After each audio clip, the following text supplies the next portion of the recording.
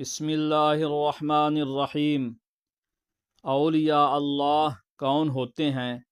ان کا مقام اور پہچان کیا ہے؟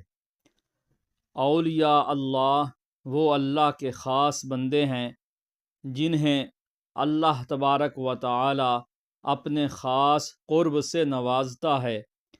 ولی اللہ وہ شخص ہوتا ہے جو اللہ تعالی کی رضا کے لیے اپنی زندگی گزارے، اس کے دل میں اللہ کی محبت ہوتی ہے اور وہ ہر کام اللہ تعالی کے حکم کے مطابق کرتا ہے۔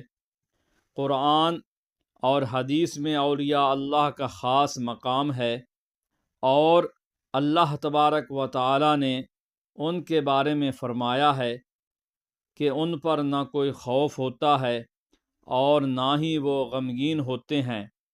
اولیاء اللہ کے دل اللہ تعالیٰ کے ذکر سے بھرے ہوتے ہیں اور وہ دنیا کی فانی چیزوں سے بے نیاز رہتے ہیں۔ ان کے اندر تقوی، زہد اور سچائی کی خصوصیات ہوتی ہیں۔ وہ اپنے عمل اور عبادت سے دوسروں کے لیے ایک مثال بن جاتے ہیں۔ اولیاء اللہ کی علامات میں سب سے اہم چیز ان کا اخلاق ہے۔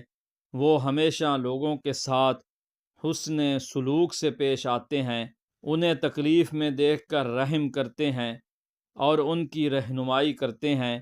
ان کی عبادت اور ذکر میں ایسی شدت ہوتی ہے کہ وہ دنیا کی بے وقوع چیزوں سے غافل رہتے ہیں۔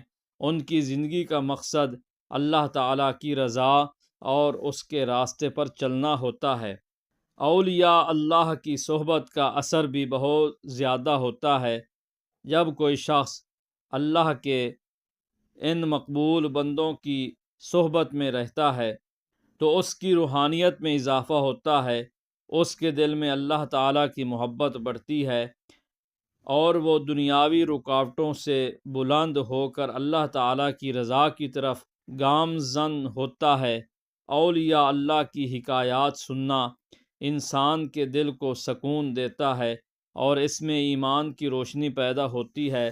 ان کی کہانیاں ہمیں سکھاتی ہیں کہ کس طرح مشکلات اور مصیبتوں میں اللہ تعالیٰ کی ذات پر ایمان اور اس کی رضا کے لیے صبر کرنا چاہیے۔ اولیاء اللہ کی کہانیاں ہمارے لیے ایک رہنمائی ہیں کہ کس طرح اللہ تعالیٰ کے راستے پر چل کر انسان اپنی زندگی کو بہتر بنا سکتا ہے اور دنیا اور آخرت میں کامیابی حاصل کر سکتا ہے۔